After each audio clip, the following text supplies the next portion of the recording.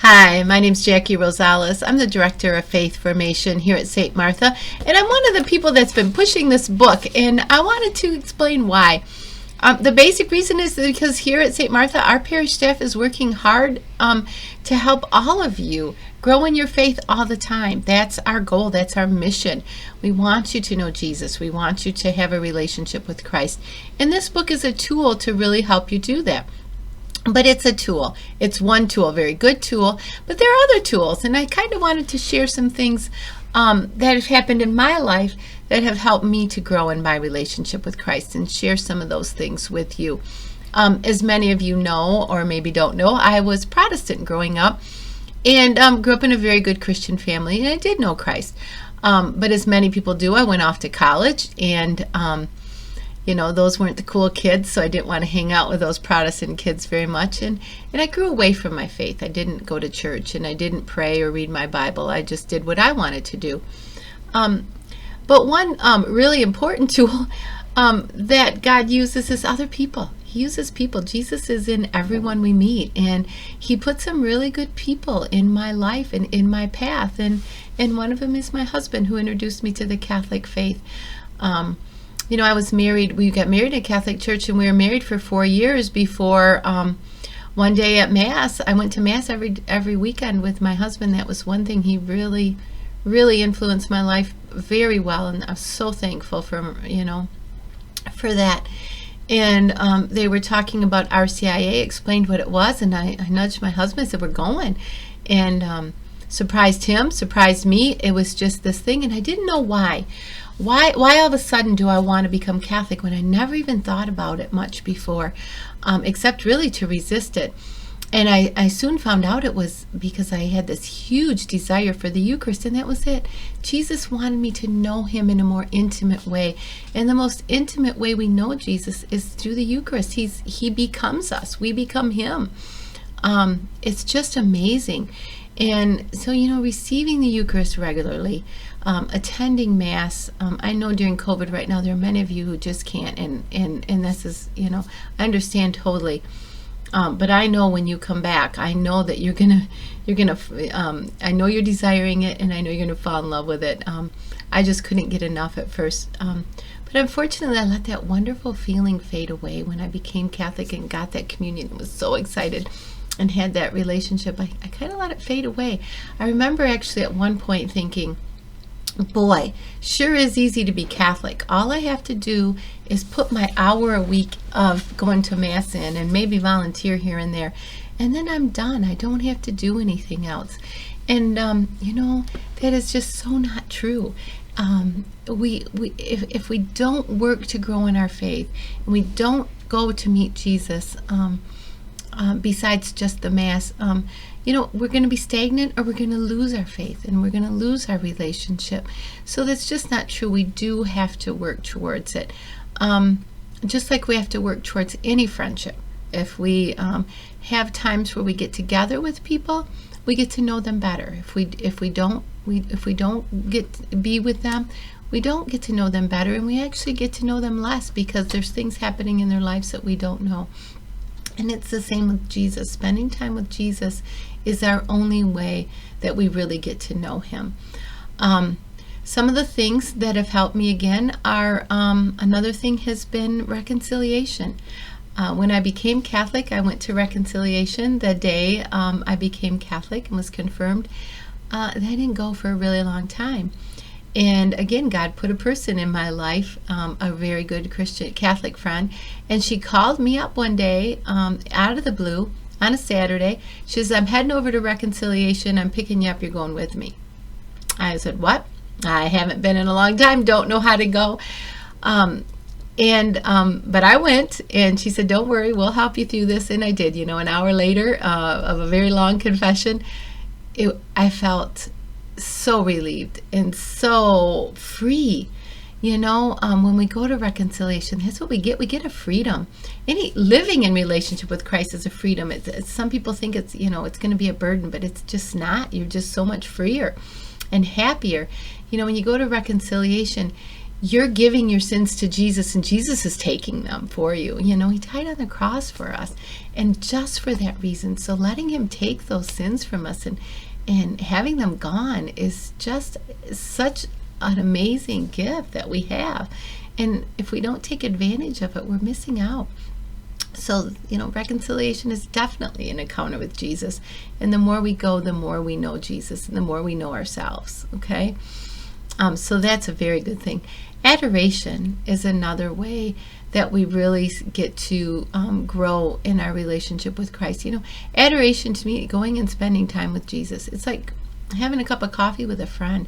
You're going there. You can feel the hug that Jesus gives you. You're going there just to spend time. A friend gave me a book called The Miracle Hour a long time ago. And it'll walk you through 1 hour of adoration with prayers and quiet reflection and different things. It leads you through. And the first time I did it, I was in tears when I finished. It was such a beautiful thing. But, if you don't have an hour and you don't have a book like that, you don't need that. You just go and just rest in God. There's one woman who comes to church here, she just will say, I just have to pop in and spend time with Jesus for a few minutes, and that's all you need to do. Just give Jesus a few minutes of your day, maybe an hour in a month. Maybe you'll want to grow and do more, but to start out, it's these little things that we do that can start and build into better and bigger things. But that is just so important, to spend that time resting in God. I read a book that was called Consoling the Heart of Jesus, and it's a self-retreat that you do. And the author talks about how Jesus is calling us to come in and be sorrowful with him, for him. He died on the cross for us. He was in pain. He suffered tremendously for us. Do we thank him for that? Do we think about that? And he wants us to just come in and love him. And he wants to love us in return. And that's a big part of what adoration does. Prayer. Spending time in prayer daily. I know you've heard this lots of times, but it's giving your day to God in the morning. As simple as waking up and saying, God, this day's yours. Lead me. Let me be open to what you need me to do, who you need me to approach, what you need me to say. It's just a freeing thing to have that close relationship where you can just trust God to take your day for you. Trust Jesus to help you through it. Praying as a family, praying as a married couple. My mother-in-law lived with us for about 17 years, and the best thing she taught us is praying the rosary together as a family. And my husband and I are home alone now, and we continue as a couple to say that prayer together, and it opens up a time for us to talk about, who's on our hearts, who do we want to pray for, why are we praying this rosary today, and just beautiful time as a couple, and spirit, and praying alone as an individual is also very beautiful. Clubs I've belonged to, book clubs, moms clubs, Bible studies, those types of things that have really, really improved my relationship with Jesus, because you're talking and you're sharing. I can read a Bible passage, and it's going to mean something to me, and someone else is going to read it. It's going to mean something to them, and when you share that, it opens up just a whole new perspective for you, and a whole new way of getting to know Jesus that's a little outside of your little box, but is so helpful. Also, a few years back, we started some book clubs that were meant to last just during Lent for a book that we were giving away here at St. Martha. And our book club is still going. I think it's 4 years now later. And these women, there's a small group of us, and we just know each other's souls. We help each other. We build each other. We help each other grow in our relationship with Christ all the time, because we're always pushing each other, encouraging each other, helping each other, consoling each other. We're there for each other, and we don't do a lot outside of our book club. It's just that we talk. Our talk is so intimate and so private and so, trusting of each other that we just are the best of friends because of it. And actually, I'm going to bring us back to this book. We just reread this book for the second time. The first time we read it was a few years ago, and we just loved it. We enjoyed it. We all followed it. We grew in our faith. And so we wanted to revisit it because we were giving it away here at church and see if there was a difference. And there was. So like I said before, if you've read it before, if you have a relationship with Jesus, this book isn't a beginner level. It's not an advanced letter. It's any level. So I encourage you to just pick it up, give it a try. It's 40 chapters. They're only a couple pages each, and each chapter ends with a little reflection. It's just a few minutes, 5 to 10 minutes a day with all you need to spend on it. And it'll change your life, because like Matthew Kelly says over and over in all of his books, if you change your habits, you're going to change your life. So, add to your prayer life, add to adoration time, read a book like this, spend some time each day in prayer.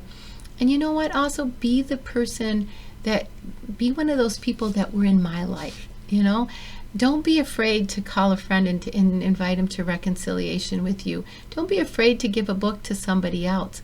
Don't encourage them to read it or read it together as a group. Don't be afraid to do those things, because God has a plan for each of us. He wants to be our best friends, and He wants us to have the best life ever. And when we're in relationship with Jesus, we get that. It doesn't mean everything's roses and everything's going to be perfect, but we have our best friend Jesus there to help us through. So I hope that this helps encourage you to read the book or do something to grow in your faith. And I wish you a very blessed new year, and thank you so much. Bye.